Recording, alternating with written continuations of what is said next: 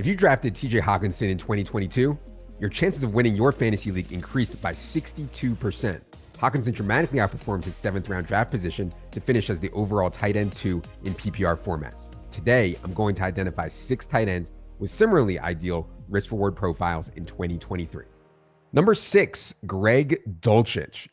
Showed real upside as a 3rd round rookie last season, 2 games over 80 receiving yards. He ranked 3rd among all tight ends in average depth of target, immediately earned a ton of snaps and routes despite real competition in that tight end room. The problem was the offense was absolutely broken under Nathaniel Hackett. Enter new head coach and play caller Sean Payton, who has already said he wants to use Greg Dulcich in his Joker role. That's the term Payton reserves for non-wide receivers he wants to use as a weapon. Think Alvin Kamara, Taysom Hill, Reggie Bush, Darren Sproles. That's how Payton views Greg Dulcich. Number 5, Kyle Pitts. I get it. Pitts was one of fantasy's biggest busts last season. Poor quarterback play, extreme run-heavy attack, and injuries all crippled him. But because of that, we're now getting a massive 4-round discount off of him in drafts this year.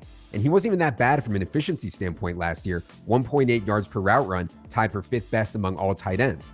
The outlook for Pitts is pretty solid this year. Atlanta is vowed to throw a bit more. There's no real increase in target competition. And Pitts is still just 22 years old with a 1,000-yard season on his NFL resume.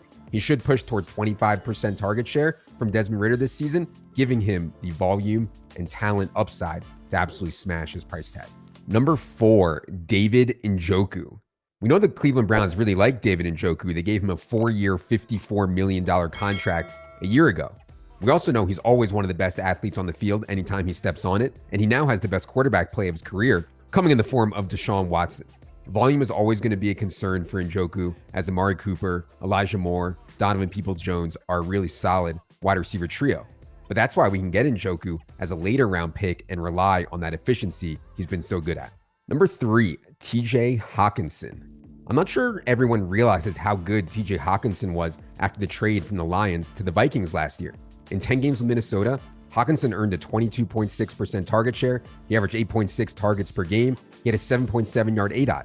All those numbers are right in line with the Travis Kelce's and the Mark Andrews types. TJ Hawkinson's still just 26 years old and will continue to benefit from all the attention that Justin Jefferson draws, plus playing in a dome, plus these crazy games that Kirk Cousins gets the Vikings into. Jordan Addison will certainly steal targets, but don't forget that Adam Thielen was averaging around 7 targets per game last year as well. Hawkinson has the volume to actually beat Kelce and Andrews this year in tight end scoring. Number 2, Dalton Kincaid. I'm really uncomfortable making any bets on rookie tight ends, but the Bills' plan is not to use Dalton Kincaid as an actual tight end. With a really weak wide receiver draft class and a really weak wide receiver free agency class, the Bills instead chose to trade up for Dalton Kincaid into the 1st round of the draft to be an offensive weapon for Josh Allen, one he desperately needs. Note that Kincaid led all Power 5 tight ends last year in targets, receptions, and total touchdowns, caught 70 balls for 8 touchdowns. He's going to be on the field a ton as a detached player for Josh Allen in one of the league's most pass-happy offenses. Number 1, Mike Gesicki. Patriots have Hunter Henry, but they also have one of the NFL's worst wideout cores. So they acquired Mike Gesicki, who has been an oversized wide receiver masked as a tight end for his entire NFL career. This guy had 8 targets of 20-plus yards last season, top 10 in the NFL. I think we can expect a ton of 2 tight end sets this year from the Patriots, with Gesicki attached from the line and Hunter Henry in line.